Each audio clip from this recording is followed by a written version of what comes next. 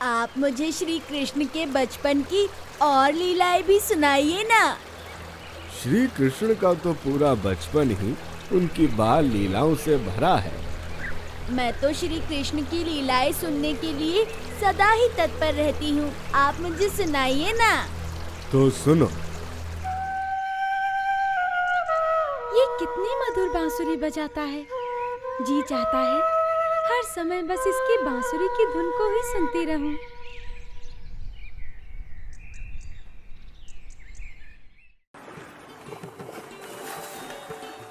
देखो तो, इन्हें तनिक भी लाज नहीं। कैसे खुले में निर्वस्त्र होकर स्नान कर रही हैं। अभी सबक सिखाता हूं इन्हें।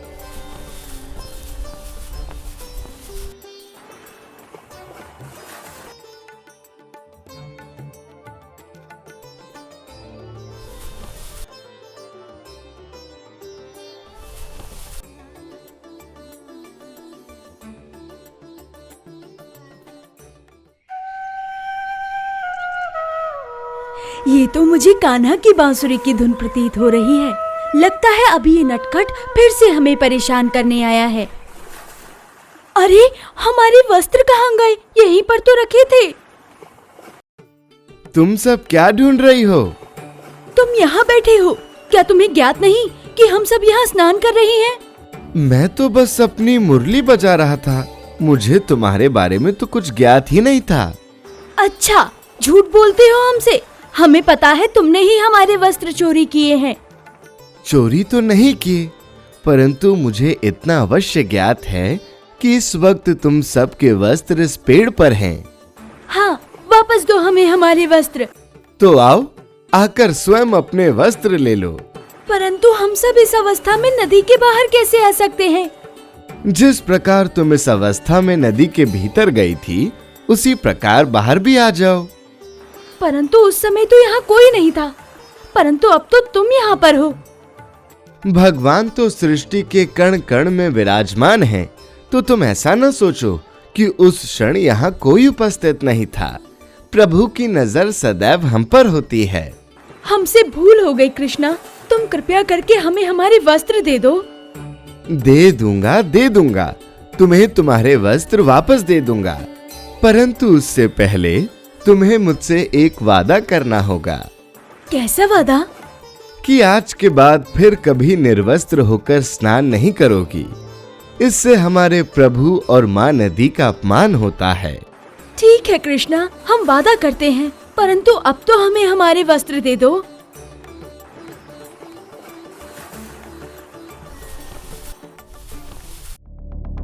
क्या तुम में से किसी में इतना साहस नहीं जो उस कृष्ण का वध करके उसे मेरे समक्ष ले आए?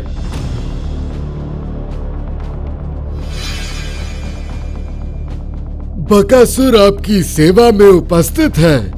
आज्ञा कीजिए महाराज। बकासुर, अब तुम ही मेरी इस चिंता को समाप्त कर सकते हो। कैसी चिंता महाराज? अपने सेवक को आज्ञा दीजिए। बकासुर, तुम हमें निश्चिंत करो।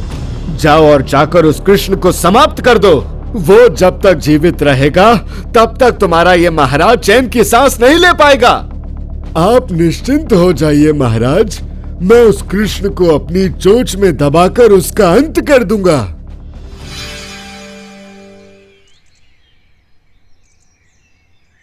तो ये है वो कृष्ण। ये तो एक साधारण सा बालक है और महाराज कंस इससे भयभीत हो रहे हैं। अरे वो देखो कृष्णा, कितना बड़ा बगुला है। मुझे तो ये कोई राक्षस लग रहा है। रुको जरा, मैं देखता हूँ कौन है ये।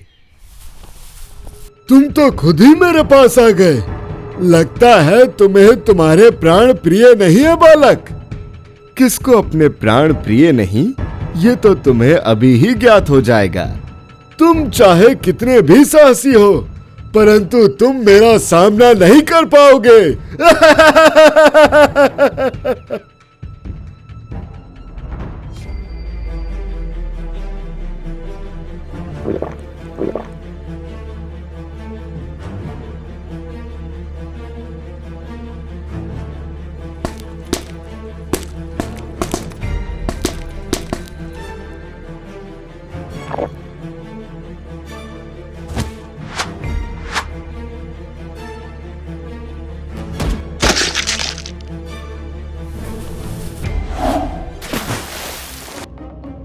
महाराज, कृष्ण ने बकासुर का भी वध कर दिया। क्या? यह सत्य नहीं हो सकता सेनापति।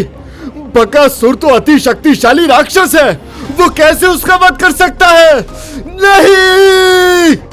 महाराज, आप चिंतित ना हो, अभी तो हमारा सबसे शक्तिशाली राक्षस हमारे पास है। कौन है वो? पूतना और बकासुर का बड़ा भाई अघासुर, महाराज कंस। हाँ, हम अघासुर को कैसे भूल गए? वो अवश्य उस कृष्ण का वध कर देगा। अघासुर, हमारे समक्ष उपस्थित हो।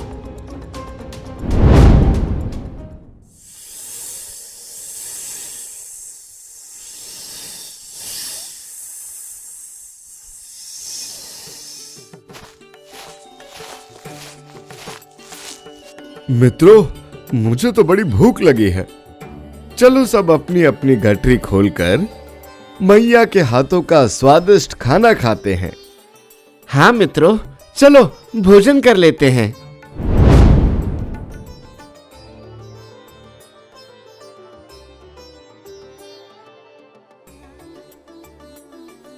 देखो मित्रों, कितनी बड़ी गुफा है, परंतु आज से पहले तो यहाँ कोई गुफा नहीं थी। चलो ना मित्रों, आज हम इसी गुफा में बैठकर भोजन करते हैं। हाँ, चलो चलते हैं।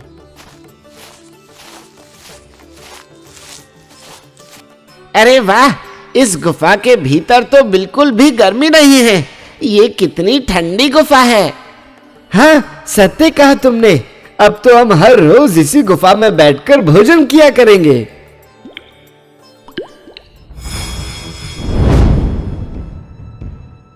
अरे, ये इस गुफा में अचानक इतना अंधेरा कैसे हो गया?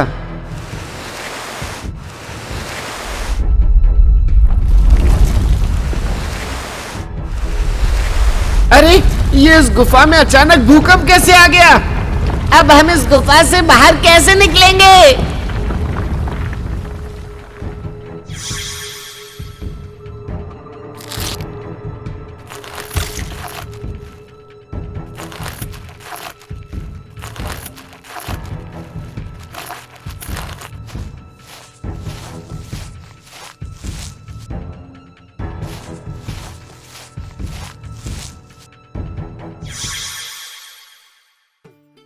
हे श्री कृष्ण, आज आपने मुझे युगों से मिले श्राप से मुक्त कराया है। मैं अध दैत्य शंकासुर का पुत्र था और मुझे अपनी शारीरिक सुंदरता पर बहुत अभिमान था। मैंने एक दिन वन में महर्षि अष्टावर्क को देखा। उनके टेढ़े मेढ़े शरीर को देख मैं अपनी हंसी नहीं रोक पाया और उनके ऐसे शरीर का मजाक उड़ाने लगा। मेरे ऐसे स्वभाव से महर्षि अष्टावर्क बहुत क्रोधित हो गए और उन्होंने मुझे सर्प होने का श्राप दिया। जब मुझे मेरी भूल ज्ञात हुई तो मैंने महर्षि अष्टावर्क से क्षमा याचना की, तो उन्होंने मुझे आशीर्वाद दिया कि जब द्वापर युग में श्री कृष्ण के चरण तुम्हें स्पर्श करेंगे तो तुम मेरे श्राप से मुक्त हो जाओगे। और आज आपने अपने पावन चरण मुझ पर रखकर मुझे उस श्राप से मुक्त किया। प्रभु, आपका कोटि कोटि धन्यवाद। नहीं, उस कृष्ण ने अघासुर का भी वध कर दिया। नहीं, यह संभव नहीं। मैं उस कृष्ण को अपना काल नहीं बनने दूंगा। श्री कृष्ण ने तो पुनः एक और असुर का उद्धार किया। जो भी श्री कृष्ण का स्पर्श पाले उसका उद्धार होना तो सुनिश्चित है। परंतु बकासुर और अघासुर के वध के पश्चात तो कंस और भी क्रोधित हुआ होगा ना? सिर्फ क्रोधित ही नहीं, भयभीत भी।